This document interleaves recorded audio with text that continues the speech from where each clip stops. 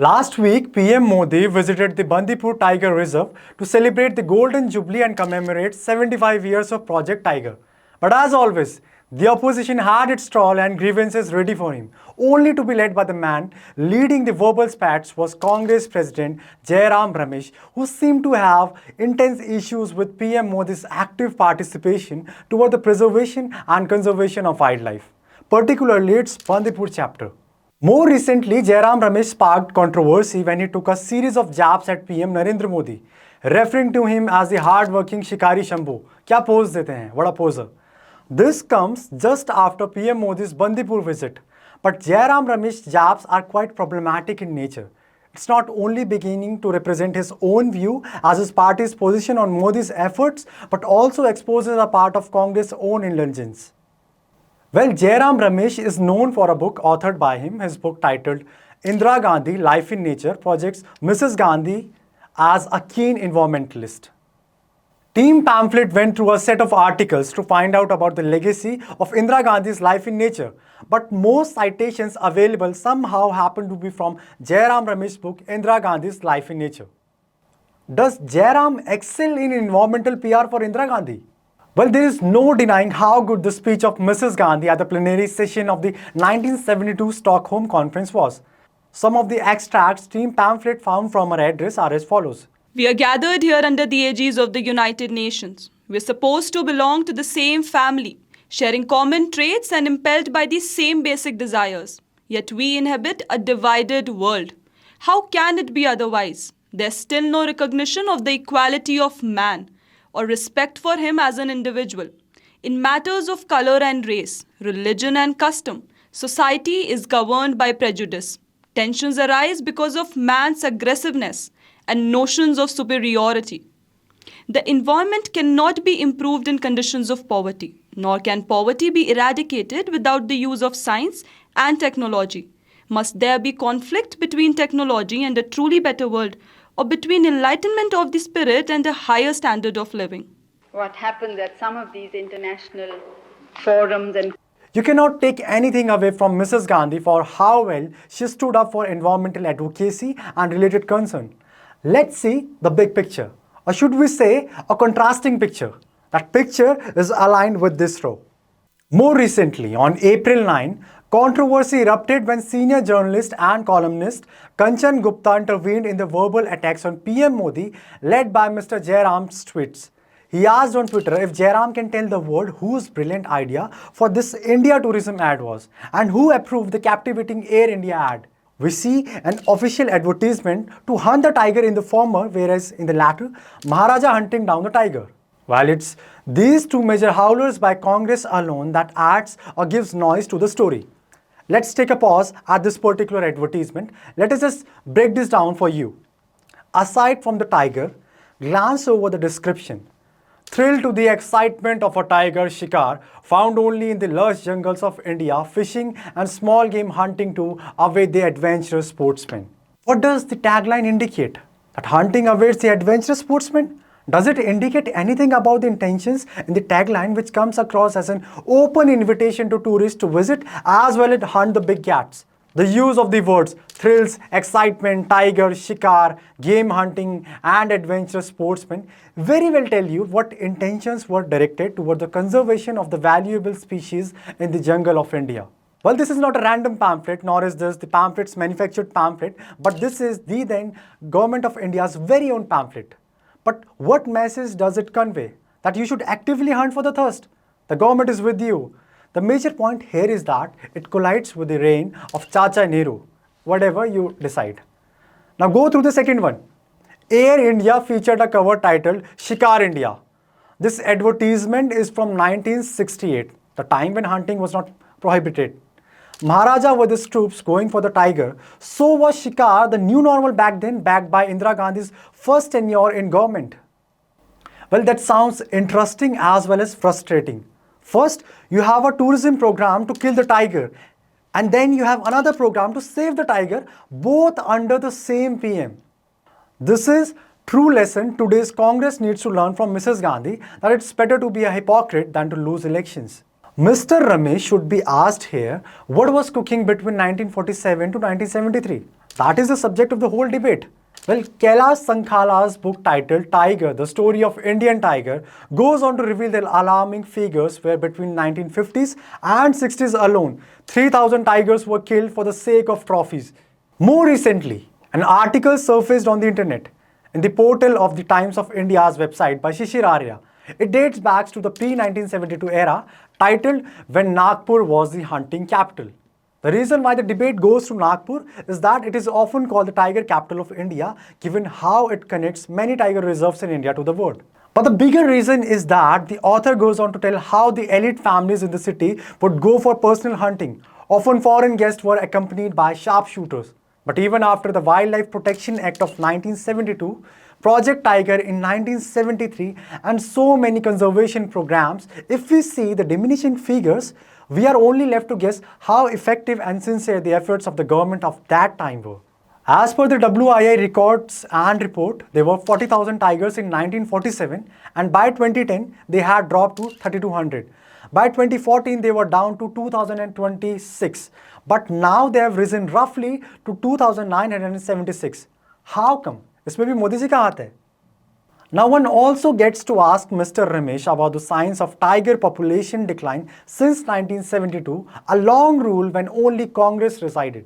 In another tweet on Modi's Bandipur visit, Mr. Jairam looks baffled. He goes on to say that Modi is taking full credit for Project Tiger, which was launched 50 years ago. He'll go on to do as many things. He'll do tamasha, grab the headlines and defy reality. And Jairam ji's attack continues. Jairam Ramesh won't stop here.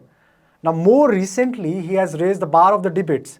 He criticizes PM Modi for changing costumes in two different photos.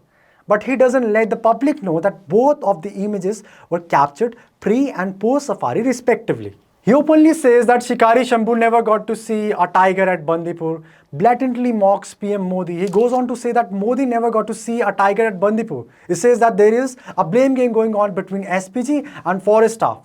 Well, to Mr. Ramesh, what needs to be told is that there is not a thin but a thick line between a zoo and a national park. Would he be able to help responsibility parameters for PM, or is it just that for Mr. Ramesh's satisfaction with his sightseeing, Narendra Modi should have captured, nourished and encouraged the tigers in his jungle safari at Bandipur? Did you know that Jairam Ramesh's idol, former PM Nehru, had a whole zoo at his place at the government's expense? In case our words raise suspicions, this video won't. Take a look at this video. Every morning he feeds them with his own hands. As for you, you're always one. It opens with the sight of the red panda, the animal which is currently being conserved with the efforts of wildlife experts. Did you know that in 1961, during an official visit to India, the late Prince Philip hunted down an 8-foot tiger with a single shot? Coincidentally, at the same time when Jawaharlal Nehru was the Prime Minister. What's ironic is that he goes on to become the president of the World Wildlife Fund UK in the same year. Another photograph surfaced that shows Prince Philip along with Queen Elizabeth II and the Maharaja of Jaipur posing with the tiger they killed. They shot the crocodile, several tigers and 6 mountain sheep on that trip, which happened again in 1983. This time, Mr. Nehru's daughter and Jairam Ramesh highly revered Madam Indira Gandhi were in charge. Another coincidence. To the Congress surprise, to Jairam's surprise, but not to the common man's surprise, PM Modi's Bandipur discourse finds mention of the proposal to launch the International Big Cats Alliance. It needs to be heard here that the PM stated in his speech 50 years of Project Tiger. It was never about since 2014. He never talked about ending or discrediting Project Tiger, which was launched during the UPA. But Mr. Ramesh had some other plans. In his address, Modi gave the mantra of no conflict between ecology and the economy, upheld the scheme implemented by Ms. Gandhi, and the same was never stopped by the ruling government, but in contrast, it was encouraged for the better. One of our colleagues, Shreya Arora, takes a look into PM Modi's keen interest in carrying forward this cheetah reintroduction project, where more cheetahs from Namibia got introduced on September 17, 2022, after being declared extinct in 1952. And now under Cheetah 2.0, the second batch of cheetahs arrived on February 18th from South Africa. The budgetary allocation for tiger conservation has increased from Rs 185 crore in 2014 to Rs 300 crore in 2022. The NDA under Modi's leadership has taken innovative measures to involve local communities in the ongoing tiger protection efforts.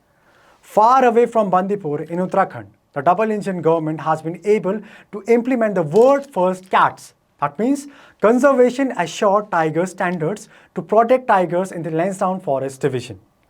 It is expected that cats will further enhance the tiger population in India. The very initiative is the WWF-initiated effort to protect tigers outside tiger reserve and will act as the first step for landscape planning for tiger conservation in India.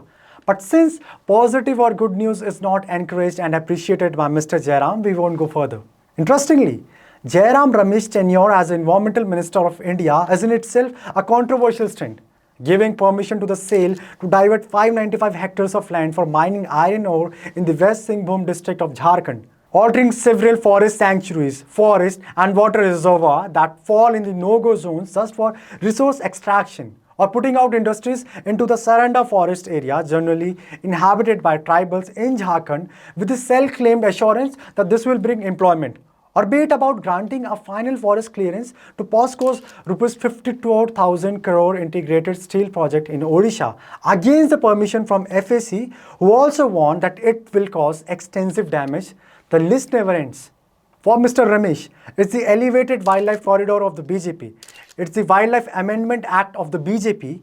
Both powerful interventions towards preserving and conserving wildlife seem to poke the Congress leader. It's the Wildlife Bill amendments pertaining to provisions of sites, control of sanctuaries, which seems to poke Mr. Jairam. Poor show, Mr. Jairam. Poaching posed major hurdles towards rhino conservation in Assam. It's a shame that even rhinos were not saved during the Congress tenure. Over a long period of time, 167 one-horned rhinos were killed by poachers during the tenure of Congress, only to be seized in the reign of Jairam Ramesh's very dear Shikari Shambhu from Gujarat. The number of rhinos being poached came down drastically after the BJP government came into power in 2016. Today, it stands off with only one rhino poached in 2021. That stat further goes down to 0 in 2022. Conversely, there are sizable numbers of rhinos now which have crossed the 4,000 mark as cited by the Deccan Herald. There are several sections of media that have reported on the actions taken by the rangers in the Kaziranga National Park. The tone in one of the reports seems to be accusing rangers of going after poachers. Apparently, the government in Assam is a double-engine sarkar. Is it because of Modi's commitment to wildlife that rangers in this park are finding the courage to eliminate poaching? But several media outlets and certainly the liberal ecosystem looked so offended that they believed it to be a human rights violation. Quite curiously, the same lobby keeps mum for animal rights. It seems like Jairam Ramesh won't get over his tamasha sooner or later. Let Shikari Shambhu roll out a plethora of wildlife welfare schemes. Yes, Mr. Jairam, PM Modi indeed is Shikari Shambhu, committed to the prosperity and flourishing of our valued wildlife. Stay tuned with the pamphlet.